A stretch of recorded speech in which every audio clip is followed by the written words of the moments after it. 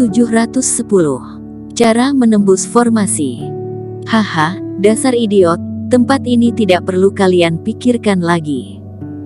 Pada saat ini, seorang pejuang tua lewat dan tertawa dengan sinis ketika melihat semua orang frustasi. Bukan kalian yang pertama kali menemukan tempat ini.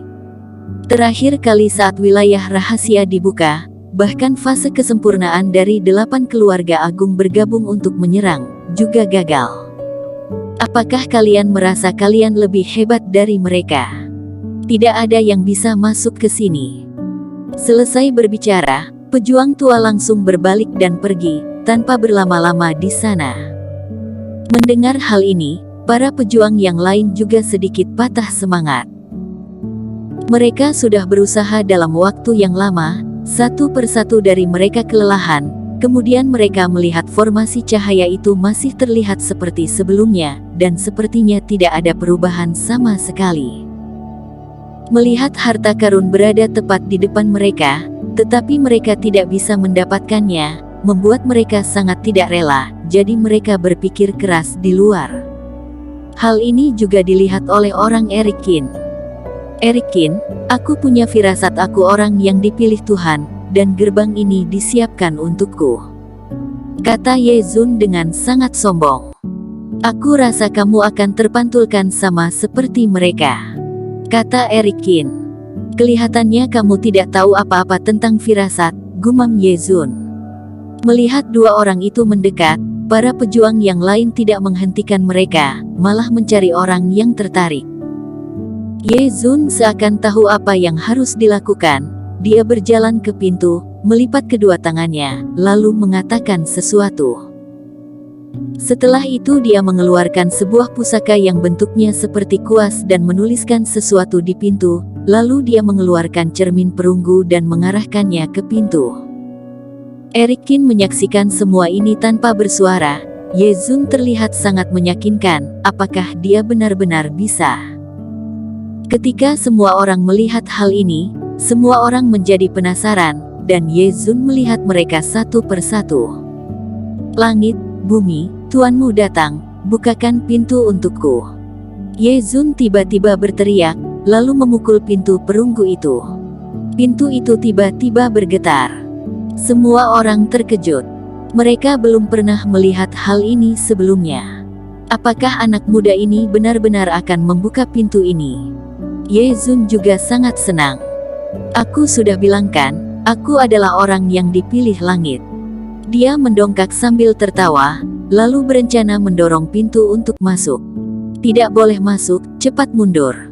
Tapi saat ini, Erikin tiba-tiba berteriak. Ye Zun tercengang. Sebelum sempat bereaksi, dia melihat formasi cahaya tiba-tiba bergetar hebat. Cahaya merah menerjang ke arah Ye Zun. Sialan. Cahaya ini 10 kali lebih kuat dari cahaya putih sebelumnya. Ye Zun yang tidak memiliki pesiapa langsung dipukul oleh cahaya merah. Kemudian tubuhnya terbang dan jatuh ke tanah. Hei, kupikir anak muda ini benar-benar punya kemampuan. Ternyata penipu. Para pejuang menggelengkan kepala mereka dan merasa pintu ini tidak mungkin bisa dibuka. Apakah kata Pak Tua itu benar? Tidak ada yang bisa memasukinya.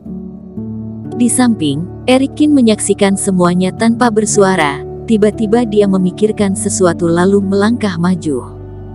Erikin, pintu ini benar-benar jahat. Aku sarankan kamu jangan mencobanya. Ye Zun bangkit dari tanah. Dia tidak terluka, hanya saja tubuhnya penuh dengan debu. Itu belum tentu. Aku punya firasat. Aku bisa membukanya.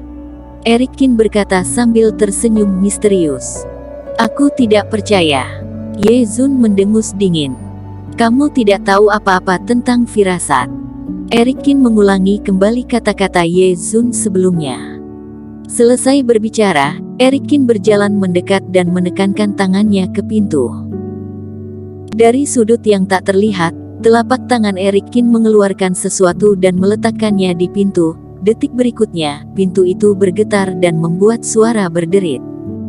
Anak ini akan tamat, aku rasa dia akan mendapat serangan lebih serius dari formasi.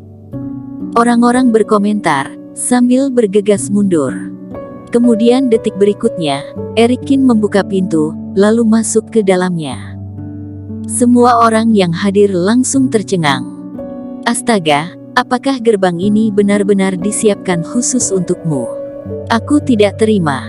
Ye Zun juga membelalakan matanya, sambil berteriak tak percaya. Kali ini, Erikin berkata, jangan bicara omong kosong, aku punya token sekte semi suci, cepat kamu pergi cari. Token. Mata Ye Zun berbinar, aku punya token ini. Ye Zun tidak pergi mencarinya, sebaliknya, dia meraba-raba di tempat penyimpanan dan dengan cepat menemukan sebuah token, lalu berjalan ke sana seperti Erikin. Pintu langsung terbuka, dan Ye Zun juga masuk.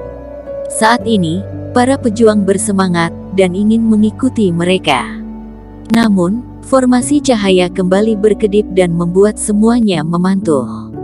Tuan-tuan, aku dari Sekte Yongchun, aku bersedia membeli cara masuk dengan harga tinggi. Bawa aku masuk, dan aku akan memberimu pil mujarab yang bagus. Banyak pejuang yang berteriak, tetapi Erikin tidak mengatakan apa-apa, dan keduanya langsung menghilang. Para pejuang sangat frustasi. Jika semuanya tidak bisa masuk ya sudah, sekarang melihat mereka berdua masuk dengan berlenggak-lenggok, tetapi yang lain masih tertahan di luar, orang-orang menjadi sangat kesal. Erikin, aku tahu kamu yang paling pintar. Berjalan di bangunan kuno ini, Ye Zun tertawa. Tapi bertahun-tahun wilayah rahasia ini dibuka, apakah tidak ada yang kepikiran menggunakan token? Bukan sekedar token, karena kita sudah mengalami pemurnian tubuh. Erikin berkata, itu pula sebabnya kamu bisa membuka pintu ini. Jadi, kita harus berterima kasih pada Gerry Han. Ye Zun tertawa. Jika Gerry Han melihat hal ini, entah dia akan marah atau tidak. Tapi, tempat apa ini? Erikin dan Ye Zun berjalan jauh ke dalam dan menyadari tempat ini agak aneh. Tidak ada senjata ajaib atau istana megah seperti yang mereka bayangkan. Mereka tiba di alun-alun besar. Di atas lantai ada batu yang rata, dan banyak sisa-sisa pupet tergeletak di sana. Erikin melirik batu-batu rata ini, batu-batu ini disusun menjadi bentuk yang khusus. Sepertinya cukup misterius.